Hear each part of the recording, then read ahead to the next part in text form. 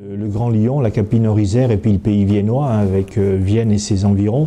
Donc là, c'est vrai qu'on en est aux premières étapes, mais il y a des choses intéressantes qui ont été faites, notamment en termes de culture. Tourisme aussi, on va avancer. Il y a des échanges importants entre l'Office de tourisme de Saint-Étienne et celui de Lyon. Le personnel déjà est allé d'un côté d'autre pour voir un peu comment chacun travaillait. Je pense que c'est important qu'on s'imprègne de ce qui se passe chez le voisin, parce que c'est des voisins, hein, même. On a l'impression que c'est loin, mais non, c'est des voisins. Et le touriste, lui, ne s'arrête pas à une limite administrative. Et puis dans le cadre de la Biennale, par exemple, on a mis en place ce qu'on appelle les résonances.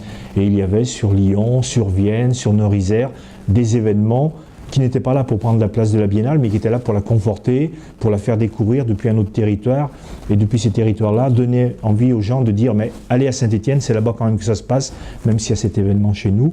Et on va faire la même chose pour la Biennale de l'art contemporain, où on aura à la fois sur Nova Syrie à Saint-Chamond, le site Le Corbusier et le musée d'art moderne, des résonances de cette Biennale sur notre territoire, pour que aussi les gens de notre territoire découvrent ce qu'est l'art contemporain et aient envie aussi d'aller à Lyon, comme on a voulu donner envie aux Lyonnais de venir à Saint-Étienne pour la Biennale. Je crois que c'est important et cette démarche-là, on peut aller un peu plus loin sur le plan touristique aussi. Bon, c'est un événement qui est important, qui est plus la randonnée, mais qui est la Saint-Élion.